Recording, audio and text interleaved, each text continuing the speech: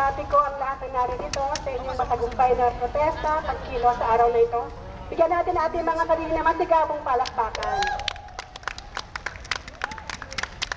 Ano ba, pagod na? Oh, masigabong palakpakan! Para sa ating pagkilos! Tunay nga na kailangan nating magdiwang dahil pinagpapatuloy natin ang tradisyon. Alam naman ninyo, bukas magkakaroon tayo ng isang multisektoral na pagkilos bilang pag-alala sa ika-4 na taon ng martial law. Kung nakarating kayo ng Martes, nagkaroon tayo ng pagtitipon sa AS. Alam niyo ba yung AS lobby? Mula 1960s and 70s, ito po talaga ang sentro ng protesta dito sa UP. Doon sa AS lobby. Kaya lang medyo nabitawan ito noong 1990s, no? Pero ang AS lobby po, kahit panahon ng batas militar, dito nagaganap ang maraming pagkilos. Noong nagkaroon ng activity doon ng Tuesday, andun yung mga brigada 60, saka 70 na mga aktivista, no? First quarter store. Hindi lamang sa UP, pati yung mga UBEF, no? Na mga aktivista sa FEU, sa UE, sa PUP. Mahalaga po na andito si Benzer ngayon at tinanggap ni Benzer ang hamon na sinasabi ng mga aktivista ng 70s na pagpaumanhin, hindi namin totally natapos ang laban, pinapasa namin sa inyo at patuloy yung hamon, pero hindi naman kami totally mamamahinga. Sa katunayan, yung ilang kaninang nakita nyo si Dr. Roland Tolentino, no? Yan si Buboy Cabrera, naging presidente ng ating All UP Workers Union, ating inyong pong lingkod. Kami yung mga aktivista noong 1980s. Si Buboy, sila yung founder ng Kadena. Sila Buboy dito nagsimula, alam ko, ang youth organization sa UP dito sa ilang komunidad natin yung Kadena. At sila Dr. Roland Tolentino ay sa ECEGP, yung mga manunulat. At kami dito sa UP, kami yung unang student council ng College of Arts and Letters, sa CSSP. Kaya lang isang partido pa lang noon. Kaya magandang makita rin yung kasaysayan. Noon kasi isang partido lang sa masa. Kaya lang mukha ng huli, nagkaroon ng iba-ibang landas, nagkahati-hati hanggang asa ka pa, isa ka lang, ganyan, ano? Nagkaiba-ibang hugis itong sa masa. Pero sinasabi, pinapasa at bagamat hindi pa rin kami nagpapahinga, sila Buboy Cabrera sa Kilusang Unionismo, ako sa Kilusang Guro, patuloy pa rin tayong magtutulungan. Kaya nga pagbati sa estudyante, dahil pinagpupatuloy nyo yung pagtangan talaga ng kilusang estudyante, kabataang estudyante, na talagang nagdadala ng mainit at militanteng pakikibaka sa kasaysayan mula noon hanggang sa kasalukuyan. Binabati namin po kayo. Kaya nga mahalaga sa araw na ito, pag-isipan yung pag-uugnayan ng mga issue ng UP, issue ng bayan at saka kilusan, no? Kilusang estudyante at kilusan ng mamamayan. Tunay na pagbabalanse ng pagsusuri doon sa mga issue at yung lakas ng kilusan ang nagtutulak ng mga tagumpay. Napakahalaga yung tuloy-tuloy na pagpapaunawa ng issue kasabay ng gawaing pag-organisa. Nakikita po natin yan sa kasaysayan at ngayon sa UP maraming challenge. Ang challenge sa UP, hindi natin nakakamit yung ating buong pondo na 18 billion, pero mayroong ilang increase. Pero kailangan suriin pa rin yan kasi parang mabubusalan tayo, di ba? Kailangan suriin ang PS, ang MOE, at saka yung usapin ng capital outlay. Ang malinaw, ayon sa aking pagkakaunawa, kapag may increase ng subsidiyang gobyerno, dapat, kung may kaugnayan ito sa STFAP, dapat mas natataasan ang subsidy sa estudyante. Tama po ba yun? Diba? Dapat translated automatic sa increase ng subsidy yung pagpaparami ng estudyante nagkakaroon ng opportunity na makapag-aral sa isang state university. Ganon ka, immediately pwedeng maisalin o may translate yung increase na ito.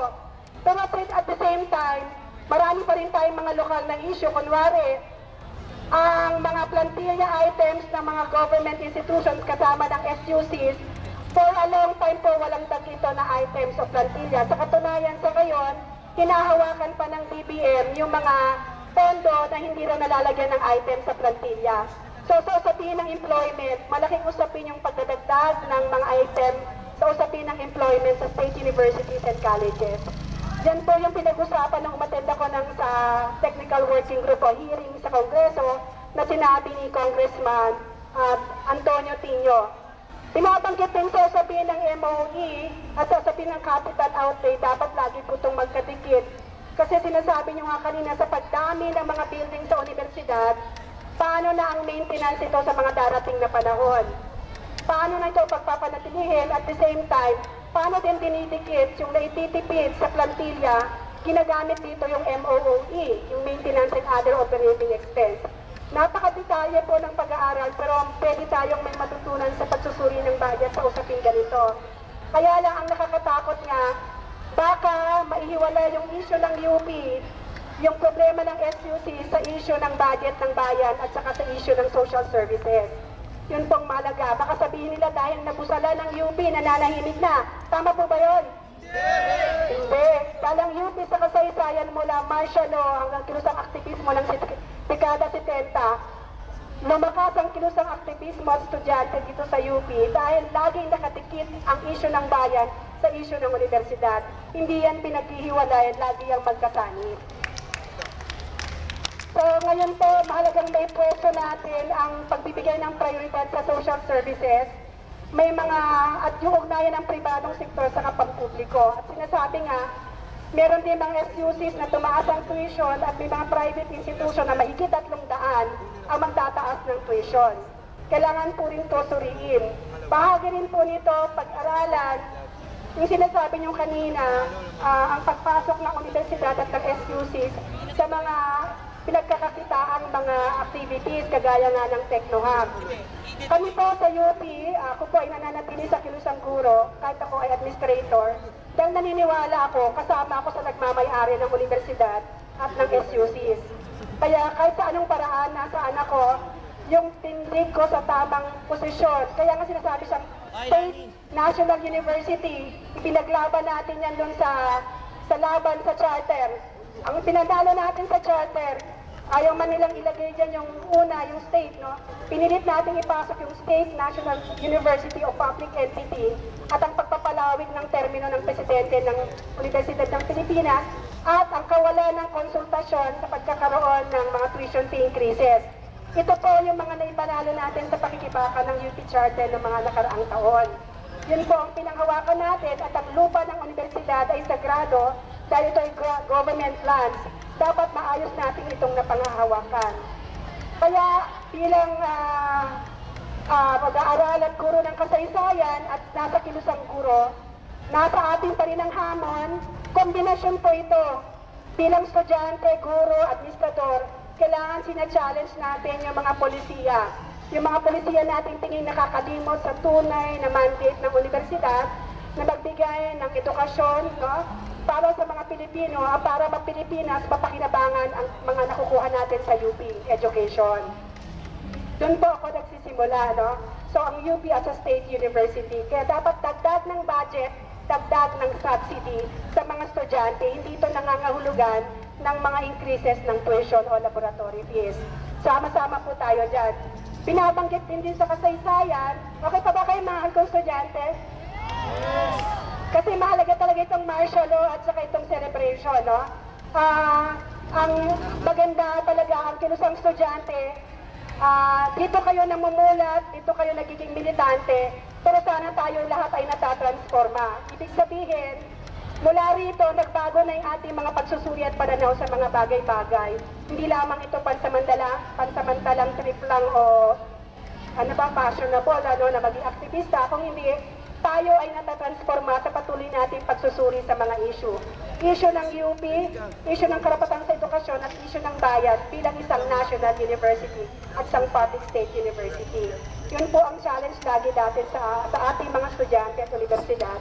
At sana po patuloy kayong magpapakilos, magrarally, mag-organisa para kami, yung mga nasa administration, ay patuloy na pinapaalala sa amin ang aming mandato na dapat ang SUCs, ang public entities, ay naglilingkod sa sambayanan at nagbibigay ng oportunidad, dagdag na oportunidad sa mga anak na magsasaka, anak na manggagawa, at mga Pilipinong naghahangad ng kabutihan ng pagbabago sa bayan na ito.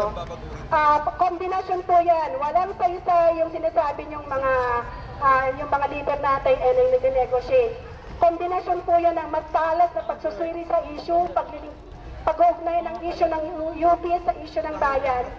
At maligayang may mga kilos protesta para napipressure ang mga administrator, ang mga policy makers kung sila ay naliligaw ng landas. Yan po ang sinasabi sa atin lagi ng kasaysayan mula 1970s hanggang sa kasalukuyan. Ang kombinasyon po ng matalas na pagsusuri, ang pag-organisa, at ang mga militanteng pagkilos na sustenido, ito po ang nakakakamit tayo ng mga tagumpay. Sa ngayon po, may mga dalawang hamon sa atin sa aking initial na pagsusuri. Anong hamon? Andyan na yung STFAP. Alam niyo ba noong 1980s, nung kami ay mga estudyante rin sa UP, may ipasa lang namin ng 60%. Meron pa kaming allowance.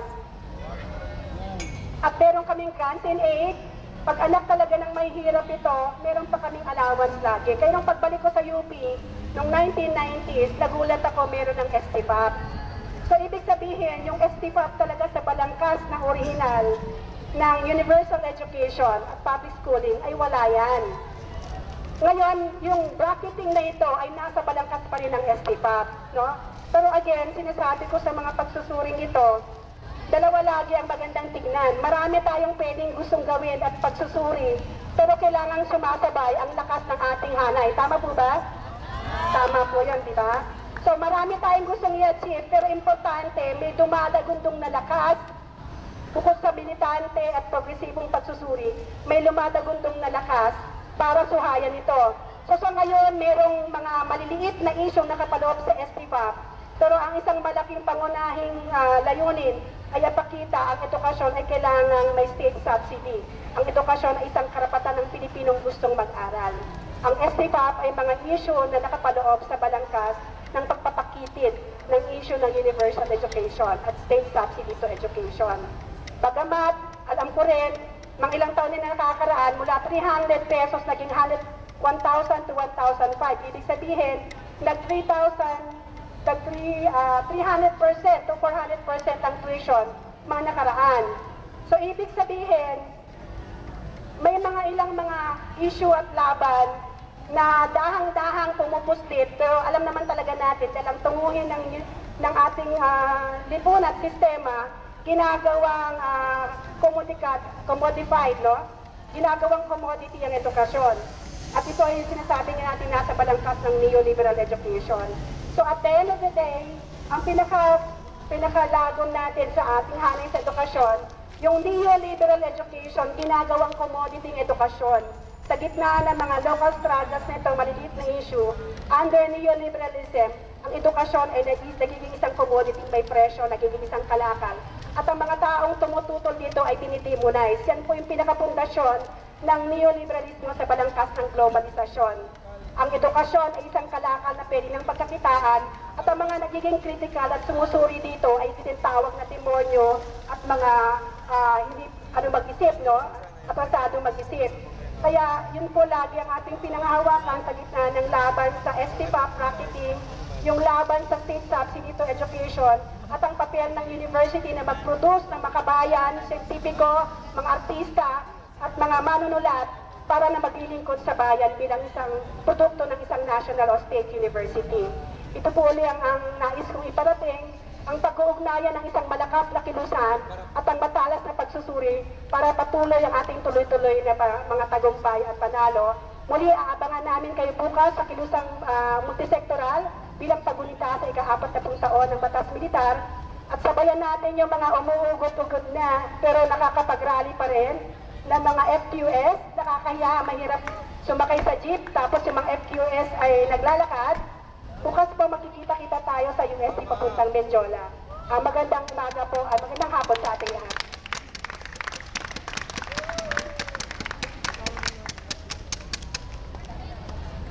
Maraming salamat po. Di ngayon, maaari po bang lumapit ang lahat dahil meron tayong i-announce.